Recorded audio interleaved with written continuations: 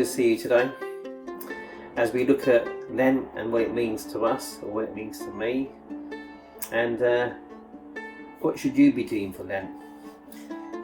The amount of people which have approached me and said to me, Steve, what are you giving up for Lent?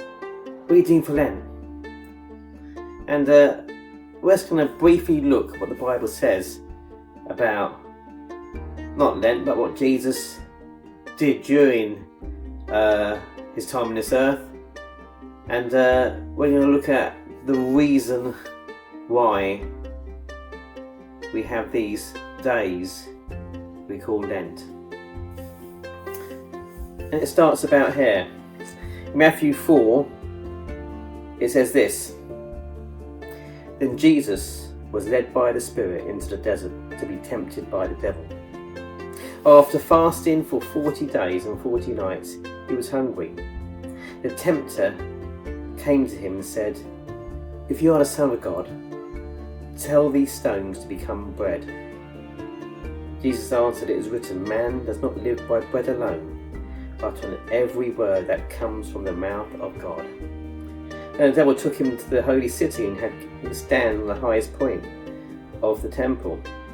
If you are the Son of God, he said, throw yourself down, for it is written, He will command his angels concerning you, and they will lift you up in their hands, so that you will not strike your foot against the stone. Jesus answered him, It is also written, Do not put the Lord your God to the test. Again, the devil took him to a very high mountain and showed him all the kingdoms of the world and their splendour. All of this I'd give to you, he said, if you will bow down and worship me. Jesus said to him, Away from me, Satan. For it is written, Worship the Lord your God and serve him only. The devil left him, and the angels came and attended him. Now, Lent is a time where we look at what Jesus has actually done for 40 days. He spent time fasting, and in that time he spent quality time with God. And I'm asking you at this time not to give up anything for Lent. But what I'm asking you to do is give at Lent. Give what? Give your time to God. Spend time with him, just as Jesus done with him as well. Because the whole point of being alive on this earth is knowing, I say knowing, God, and knowing what it is to know God. And that only comes by giving time with God. So let me challenge you. When you binge watch a series this week, binge watch one less episode and give that time to God.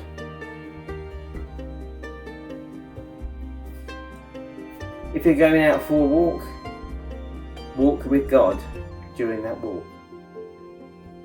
If you're driving your car to work, drive that car with God and talk to him and spend time with him. Give him the time of day he deserves. Get to know him. Read that word, the Bible, which gives us direction and quality of life as well as we dig deep into his word. Stop